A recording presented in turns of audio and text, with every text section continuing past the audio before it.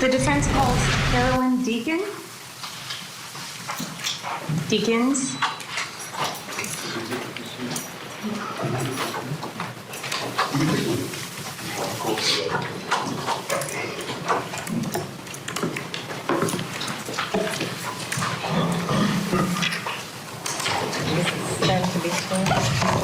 Ma'am, please raise your right hand.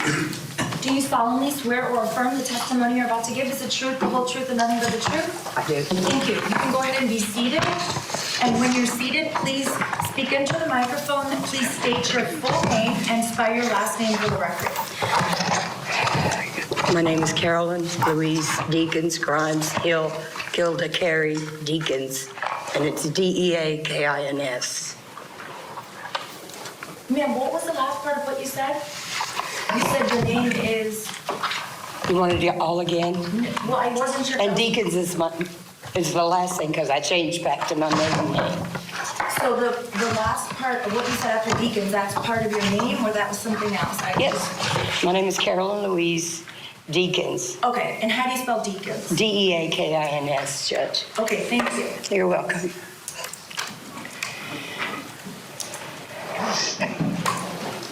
Good morning, Ms. Deakins. Good morning. Can you please tell the ladies and gentlemen of the jury where you currently reside? At present, I live in Leesburg, Florida. Okay. How long have you lived there, Ms. Deakins? I bought a home there in September of last year. Okay. Soon be a year. Okay.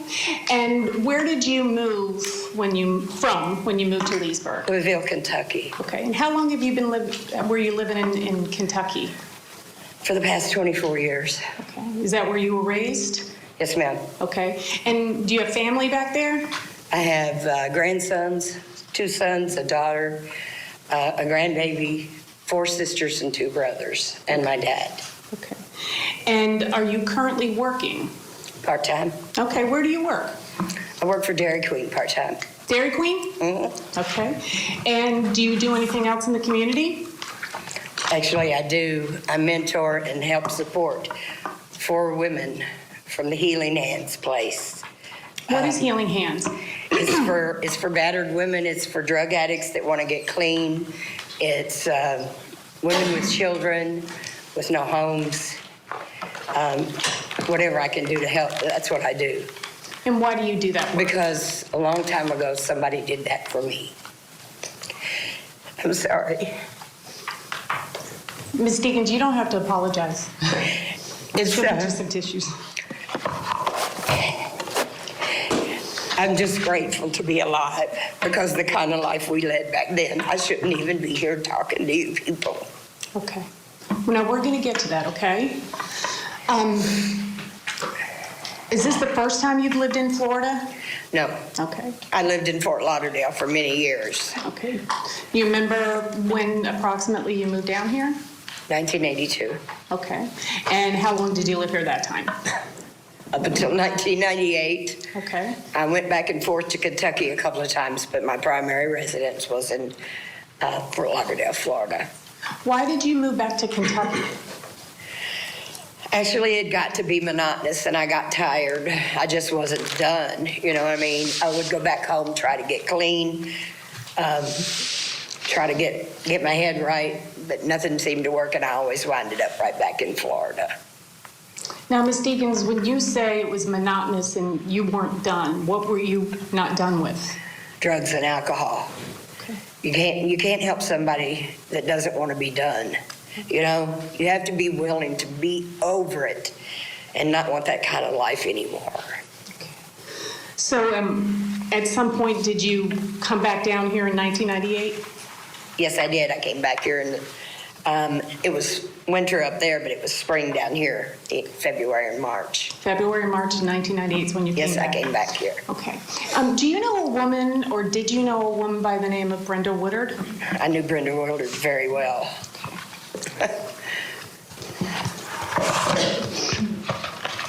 And how did you know Brenda?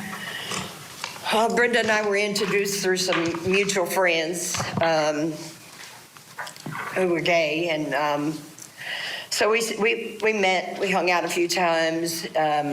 We didn't constantly hang out, and over the years, the last few years I was there, we would meet maybe once or twice a week on the streets while we were working, and chit chat. I actually never hung around with Brenda on a continuous until I came back down here in '98, and then she and I hooked up, and we stayed together until the time we got arrested. So I want to break all that down. Okay. But first I want to show you something, okay, and see if you recognize it. Your Honor, may I approach the witness, please? Sure.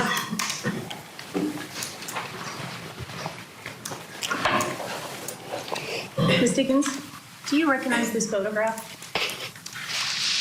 That's Brenda. And does this photograph accurately reflect the woman that you knew back in the 1990s? Yeah. Your Honor, at this time, the defense would move into evidence what has previously been marked for identification as M. Defense M, any objection? No, Your Honor. Defense M will be received without objection as defense M for identification will be received without objection as defense 1. Do you want to mark it? Sure.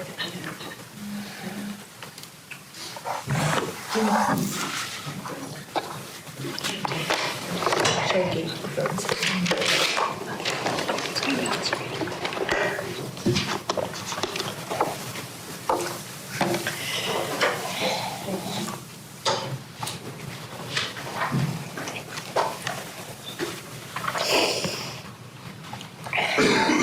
Can you see that, Ms. Deacon? Yes, sir. Everybody else?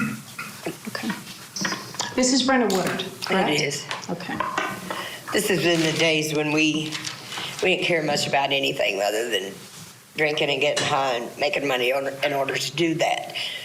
Getting high, and it was our way of life. It was actually the only life we knew. Everything else didn't matter. Let me ask you a couple questions. You said that you moved back down here in 1998. I did. You knew Brenda before that. I did. Okay. Do you remember when you first met Ms. Woodard?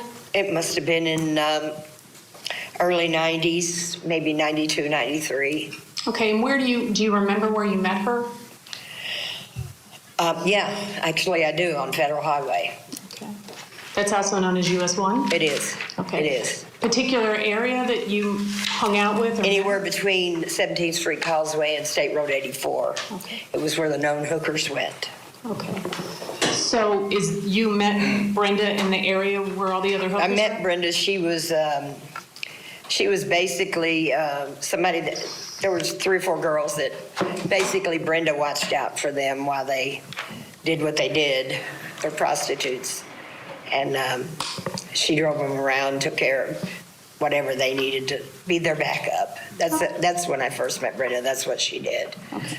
But So- that thing. All right, so this witness sharing with the jury that Nikolas Cruz's biological mother was also a prostitute, as this witness formerly was. We're going to hit pause. We'll get you back in the courtroom live right after this.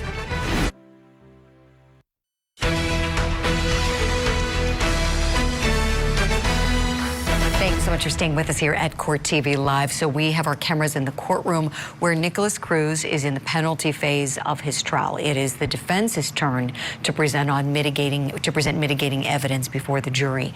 First witness called is a woman who was friends with Cruz's biological mother. We're learning through this witness that his mom was a prostitute.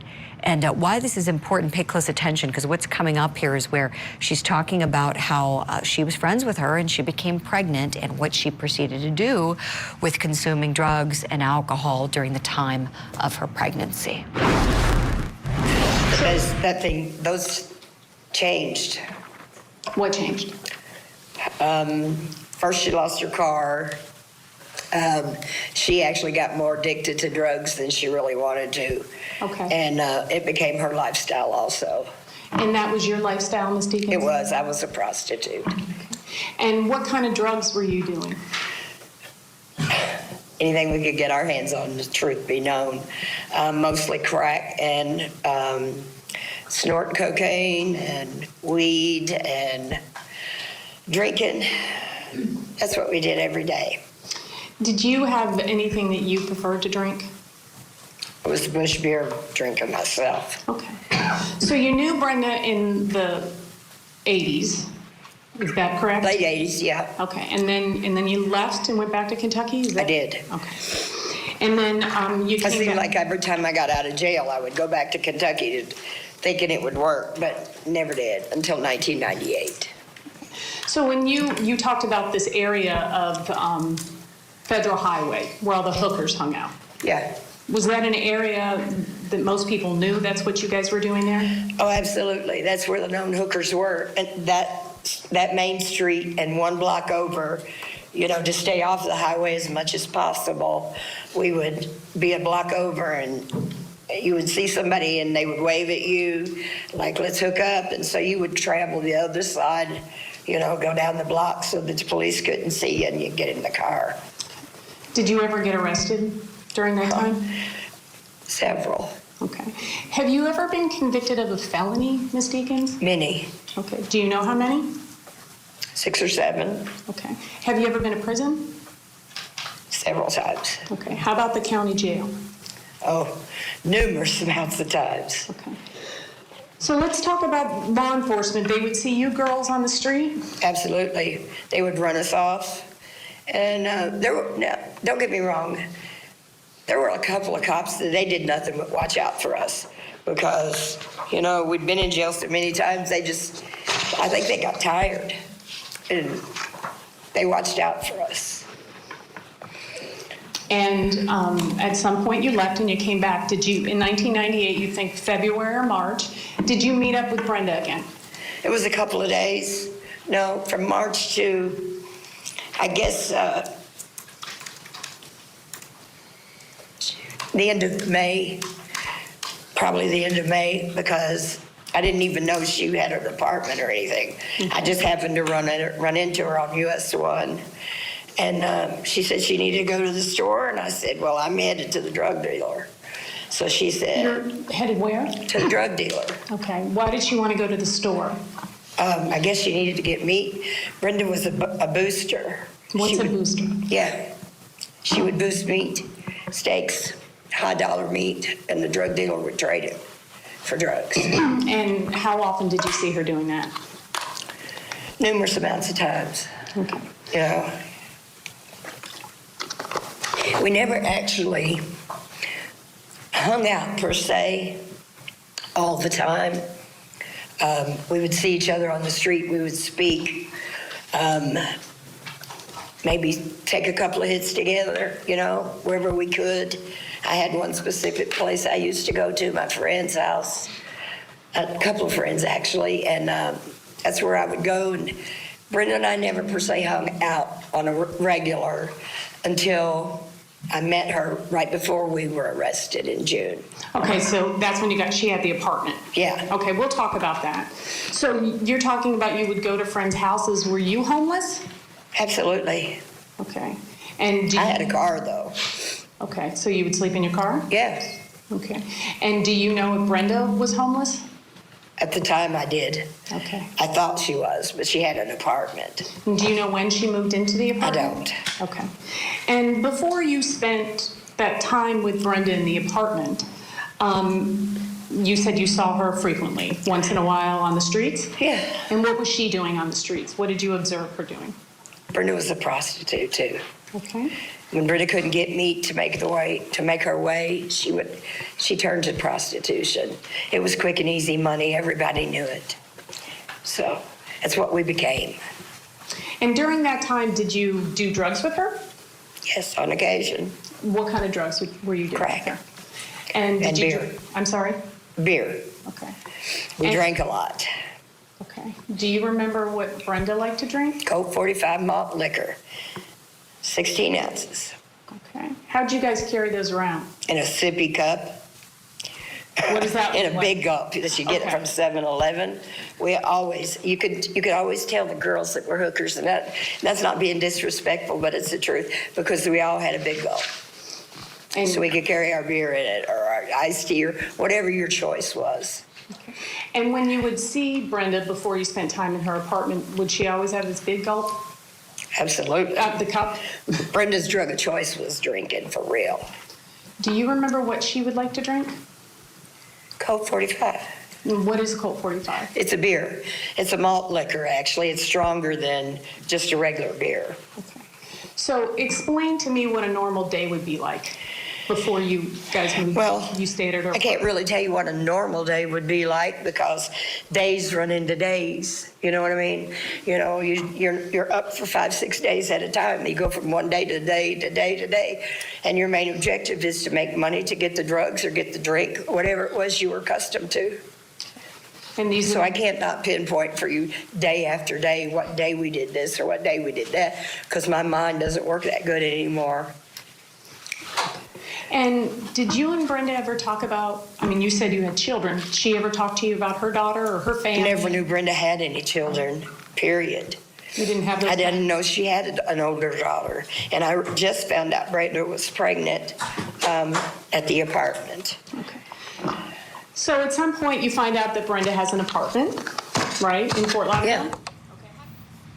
All right, we are nearing the top of the hour, means we have to squeeze in a break, but we're going to hit the pause button. And notice here what the defense team is doing, the way they're ordering these witnesses. They're going so far back to Nikolas Cruz's life, to the time when he was in utero. Stay right there. More Court TV Live when we return.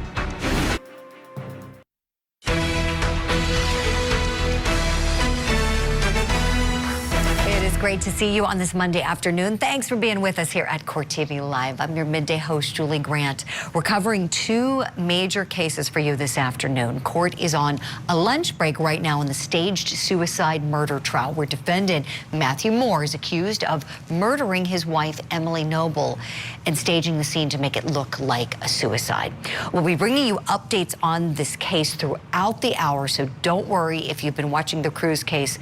Fear not, we'll get you all caught up on more. And you can also watch it in real time if you like too. We've got it set up for you on courttv.com.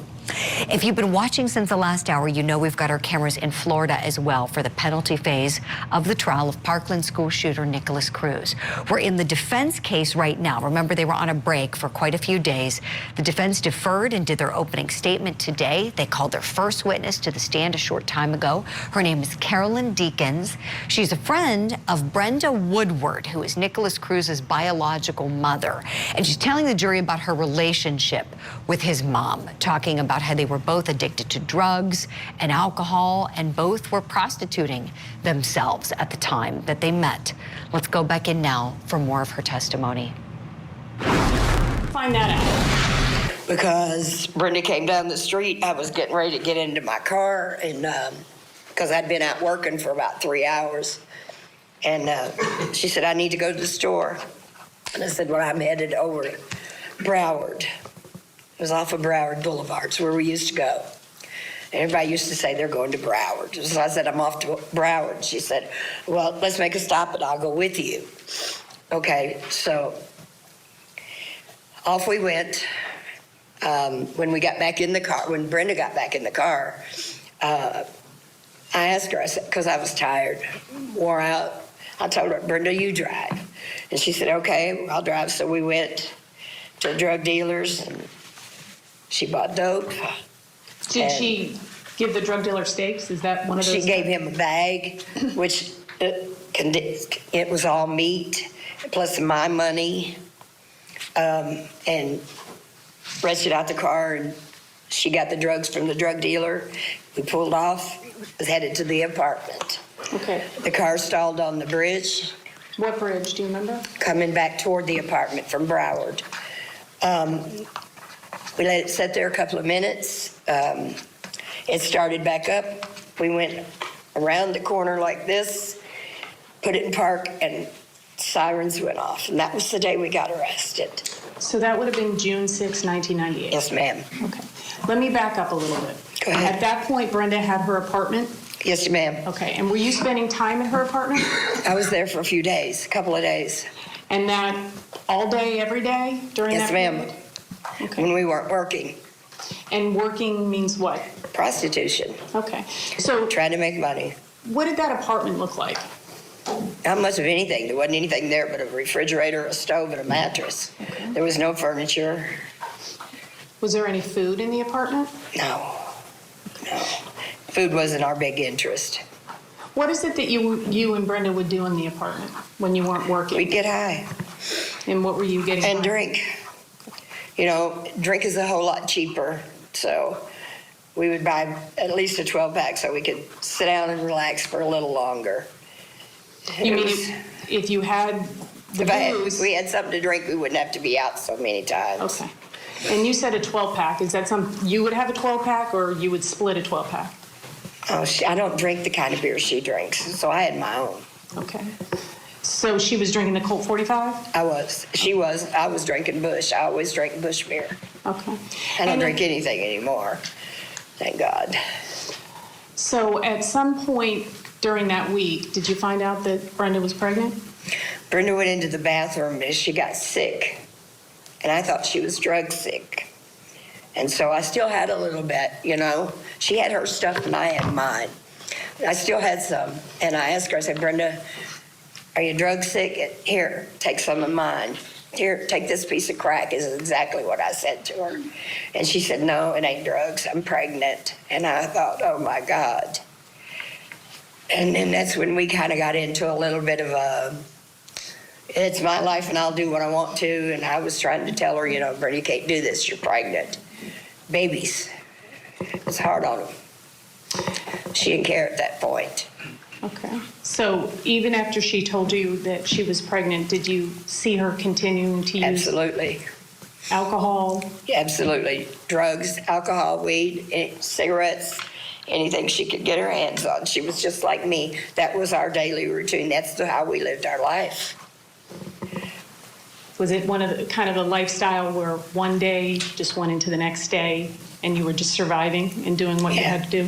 One day led into another, into weeks. I was up one time for 12 days straight. I was to the point of hallucination. It becomes your way of life, and that's all you know. So you're a recovering addict, isn't that I correct, am, Ms. Deacon? 25 years. Okay. And based on the observations that you made of Brenda with her drugs and alcohol use, do you believe she was a drug and alcoholic during that time? I know she was. I don't have to think. I know she was. Okay. So did you know what Brenda was going to do with the baby? Yes, I did. She told me when she told me she was pregnant, and I rant and raved a little bit. She said, "Don't worry about it. It's all took care of. I have a lawyer, and the baby's going up for adoption, and so I'm not going to have to worry about it." And that's how she felt. She didn't want it. Nikolas, I'm sorry, but that's how it was. Based on the conversations that you had with her and the things that you observed, did it appear that she cared about the baby that was growing in her belly? No, no. The most important thing was the drugs and the alcohol? It was how we lived our life at that time. So now let's go to that June 6th, 1998, with the lights and sirens went on. Tell us what happened that day. Well, when the sirens came on, Brenda still had the baggies in her hand, and she reached behind the seat like this and put it in with the beer, because we had stopped and bought beer. And the lights went on, and they get out of the car and told us to get out of the car. We're being arrested because they know they saw us just buy drugs at the drug dealer's house. And not to see me buy anything. I was in the car. Brenda bought it. You saw her do it, but you're together, so I saw you're under arrest for drugs. And I'm like, I'm sorry. I went to the police just like this. Oh, I think we're getting a little off topic here. Let's ask him. Well, no, she's talking about the arrest. Yeah. And I showed him that I didn't have anything on me. So I didn't understand why I got arrested. So, Ms. Deakins, you just stood up and you were pulling I your pulled out pockets my pockets and showed him that I didn't have any drugs. Okay. Did you guys get arrested? Absolutely. Okay. And what happened after you got arrested? I went to jail. Okay, how long were you in jail? I done another year and 4 months. I didn't get out. So you went to jail and then I went to court the next morning and they sentenced me up to a year. Okay.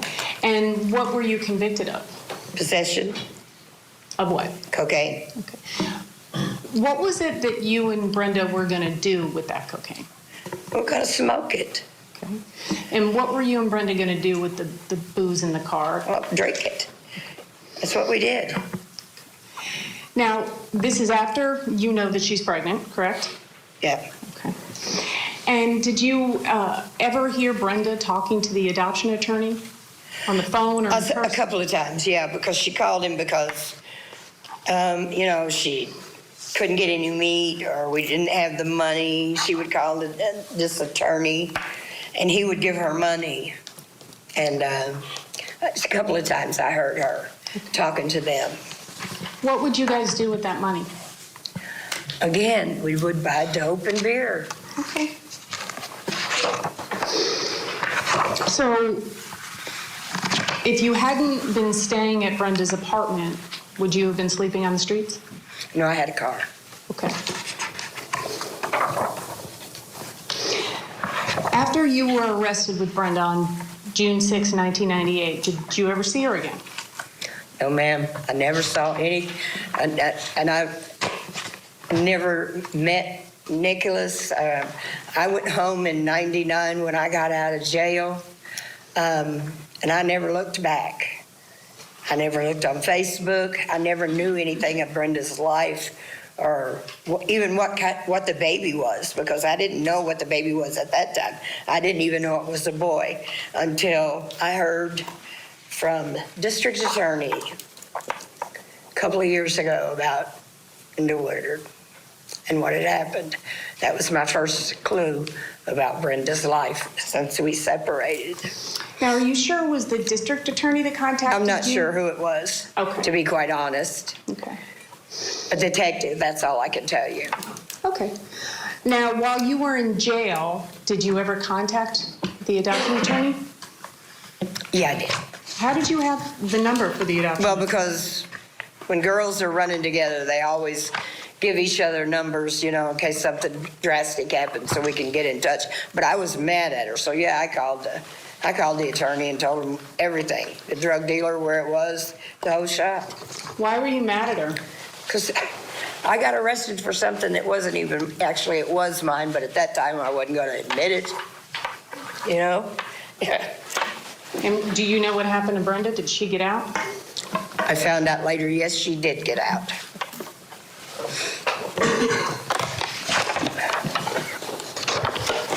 I'm going to show you another document. One moment, please. May I approach the witness, Your Honor? Sure. This is this.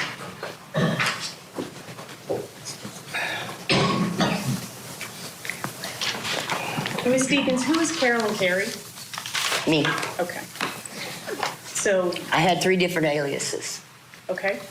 I had Carolyn Carey, Carolyn Deacons, Carolyn Gilda, but they were all my name because I was married that many times. So I want to show you a document. Do you recognize this document? I have my glasses on, so I have to hold it way out here. Yes, I do remember this. I did call. So tell me what this document is. It's when I called the attorney and told him that Brenda was drugging and that she took my car, she hotwired my car, she stole my car.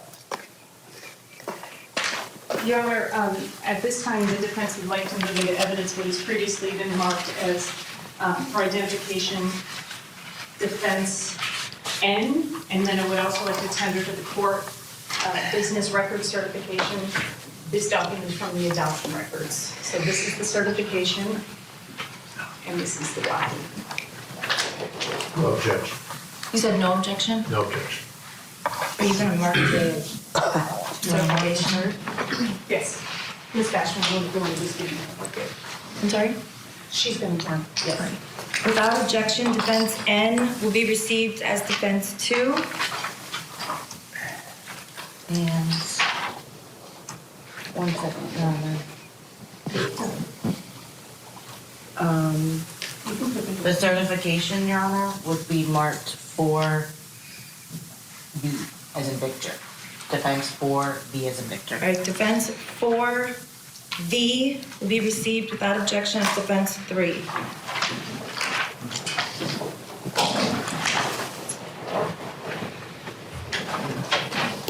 Here you go.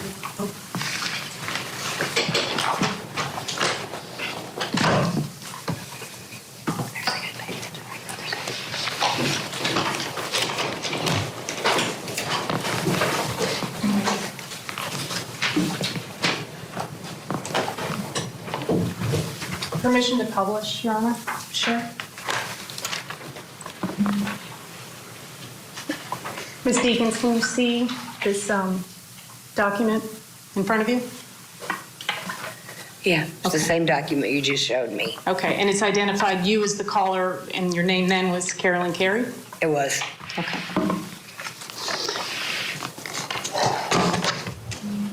When's the first time you returned to Broward County, Ms. Deacons?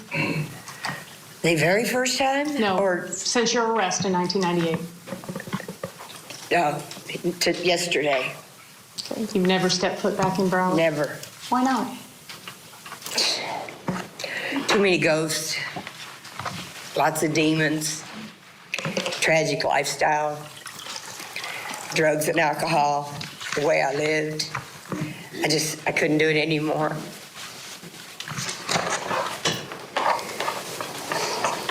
Can I have a moment, please, Your Honor? You may.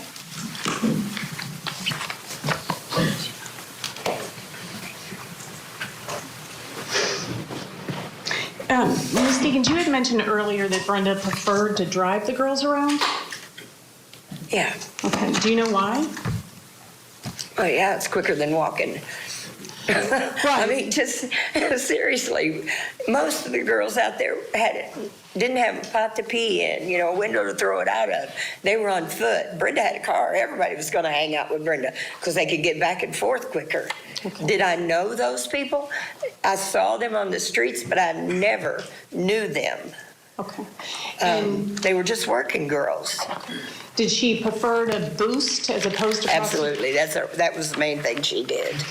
Do you know why she preferred to boost stakes as opposed to prostitution? Brenda was gay. She didn't like men.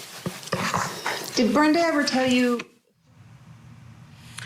All right, so this is the end of the direct examination of this first defense witness. We're going to see the cross in just a couple of minutes, and I have to tell you, as somebody who has served as a prosecutor previously and seen and done a lot of prostitution cases, what you just saw here is a very realistic look at what that lifestyle is like. It is not something that we sometimes see in Hollywood through movies that can be, seem somewhat glamorized. It is really, really tragic and sad. And often the prostitution issues, as you saw here, intertwined with drug addiction issues, alcohol abuse issues. It's a vicious cycle. Theft oftentimes is involved here. We heard about Nikolas Cruz's mother stealing her car. So all of these things, keep in mind as you watch this, very heartbreaking stuff. We'll hear the cross after the break. Tonight, on Closing Arguments, a Massachusetts woman faces murder charges in the death of her police officer boyfriend. Her attorneys claim other officers may have been responsible. There are a lot of questions still to be answered. We'll dive deeper into the facts surrounding this case. Plus, the Parkland school massacre penalty phase back underway. What strategies are we seeing as defense attorneys present their mitigating factors to this jury? Closing Arguments, tonight at 8, 7 Central, only on... Do you remember what Brenda liked to drink? Coke 45 malt liquor, 16 ounces. Okay. How'd you guys carry those around? In a sippy cup. What is that? In a big gulp that you get from 7-Eleven. You could always tell the girls that were hookers, and that's not being disrespectful, but it's the truth, because we all had a big gulp. And so we could carry our beer in it, or our iced tea, or whatever your choice was. Yeah, it is a very sad life of prostitution being detailed by Carolyn Deacons in the penalty phase of Nikolas Cruz's trial. So Carolyn Deacons formerly was a prostitute. That's how she met Nikolas Cruz's mother. And she's talking about how when his mother knew she was pregnant, not only did she not want the baby, but she continued using drugs, using alcohol, living that very reckless, illegal lifestyle. without any care or any regard to the child that was growing inside of her. And this is very important because what the defense team is trying to do here is give the jury a picture of Nikolas Cruz's entire life. So they are going way, way back to the time when he was first in utero.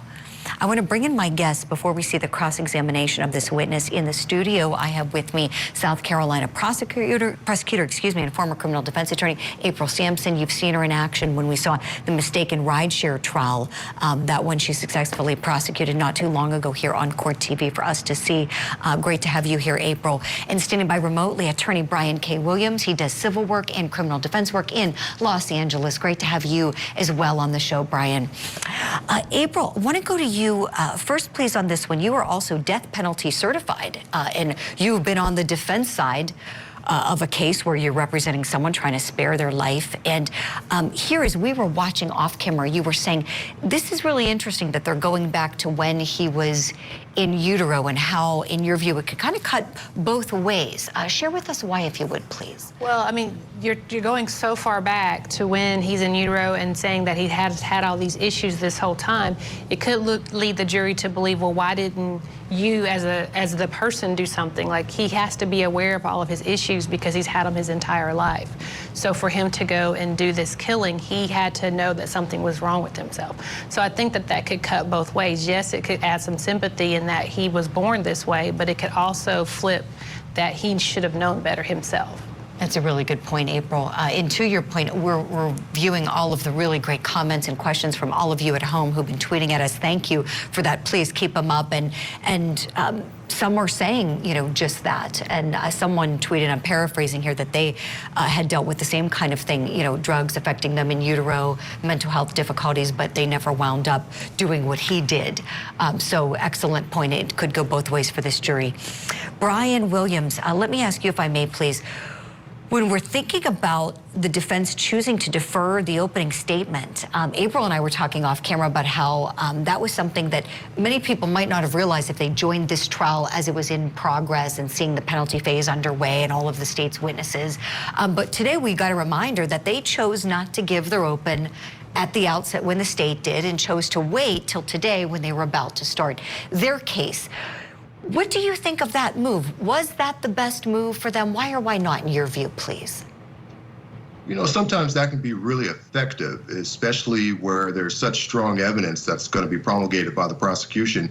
Here, the defense has a chance to really just sort of frame their case, to decide how it's going to go, and to give the jurors really a picture of where the defense is going to go here. So it can be fruitful for the defense. I'm not completely sure that's going to help in this case, but I definitely understand the strategy that they put forward. Right, Brian. Yeah, it's a strategic move, as you said, and no rights or wrongs with trial advocacy. It's an art, as we know, not an exact science. Well, sometimes there are wrongs and objections are wrong, or, you know, rules are wrong, or you're wrong in the law, but you both know what I mean. It's an art, and defense counsel has done a very good job so far. Let's go back in. We're picking up where we left off. We're at the point where we're seeing this witness, Carolyn Deakins, about to be cross-examined by one of the state attorneys. Take a look. Good afternoon, Ms. Woodard. Or, excuse me, Ms. Deakins. I'm sorry. You're reading Woodard for a while. Not even. Ms. Deakins, you said two different things in your testimony at different times. I'm not sure if it was just a misstatement or not. Probably. That's okay. You said originally that you met Miss Woodard in 92 or 93, and then I think you were asked a question if it was the late 80s, and you said yes to that as well. Which one was it? I was in the night. That was a mistake. Yes, I met Brenda in the 90s. In the 80s, from 82 until I think around 86, I didn't work in the prostitution. I was a dancer at Dollhouse on Federal Highway. Okay, so you met... I met her in the 90s. Okay. So, originally. All right. So 92 or 93, you met her. You'd see her once a week or so?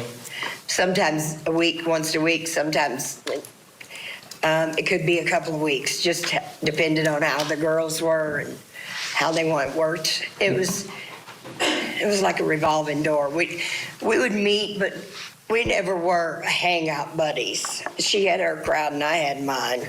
Okay. And you didn't know that she had a daughter that was born in '86, so she No, was I did not. 4 to 6 years old or around then? No, I did not. Okay. And even in 1998, when you were living at the apartment, not living at the apartment, when you were sleeping over at the apartment for... Yeah, because I wasn't living there. Right, just for a few days you were there, Yeah. you said, right? Yes. And there was no sign of a about 11 or 12-year-old girl, was there? There wasn't any clothes in the apartment. The only thing that was there was a mattress. We didn't even have a sheet on the bed, and a refrigerator and a stove. It was like they gave her the apartment, but she just never moved in. It was a place to hang out and do drugs and drink. Okay. And the call that you made, I guess is it still on the camera? No, they've moved it. Okay. All right. Is it on now? It is now. Okay. So it says Carolyn Carey called from jail, reference Brenda Woodard. And so this is the time of this arrest, right? Yes, sir. Okay, the June 6th, Yes, it's 1998, correct? Yes, Okay, and so you were still in jail and Brenda was out? I believe so. Okay. Because I never came out. Okay. They sent me directly to prison. And this is a message, right? That you. It is a message. Okay. And is it correct, the message?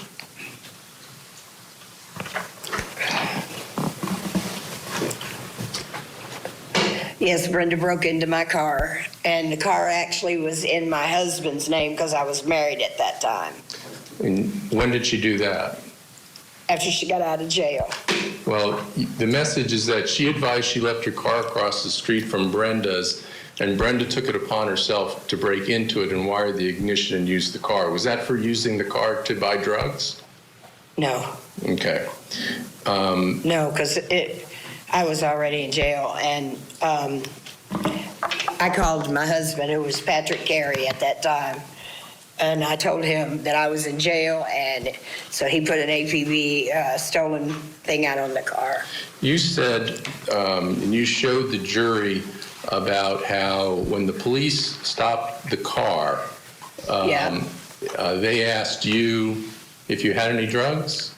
Yes, they did. And you pulled out your pocket to show that there was nothing in there? Yes, sir. Isn't it true that you pulled out that you actually said you couldn't lie to the police, and you pulled out the plastic baggie from your right front pocket?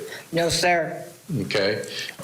You know why the police report says that? It might say that, but that's not what happened. Okay. So what the police report says is not accurate? To be quite honest with you, that day is kind of a blur, but I know where the drugs were. They were in the paper bag and behind the seat. And like you said, the day was a blur, or? Every day was a blur, if you want to know the truth about it. So it Because could all have we been did that was way. drink and drug.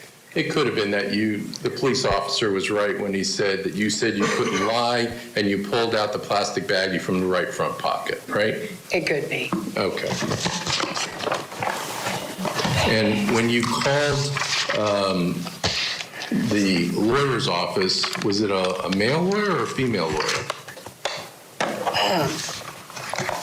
It was a man. And you learned that it's not a male lawyer, it's a female lawyer that was taking care of the adoption, right? I learned that later. Okay, so you're incorrect about it being a male lawyer too, right? Yeah, I guess so. Everything is just crooked and backwards when you're in that state of mind.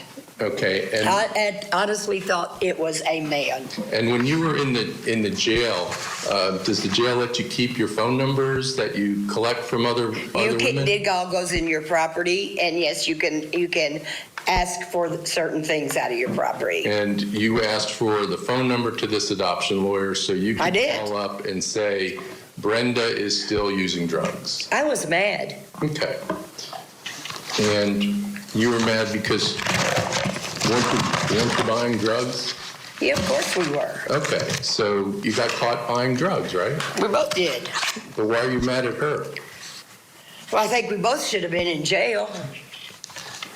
Well, you both got arrested, didn't you? Yeah, but, you know, if I'm going to have to do a year, why didn't she have to do a year? To be quite honest with you, I think she turned over on the drug dealer. So did she ever tell you what the circumstances of her pregnancy were? What do you mean? What's the circumstances? She's pregnant. Okay, all you knew. Did I know if it was rape or if it was a trick baby? Is that what you're asking me? Yes. No, she didn't. Well, didn't you tell me something differently before in deposition? It was a trick baby. That's what I thought. Yes, that's what I told you. So that's different than what you're telling me now. It's not different. No, it's not different. I considered it a trick baby because that's what we did. Now, if that's wrong, it's wrong. But to me, it was a trick baby, and so did Brenda think it was a trick baby.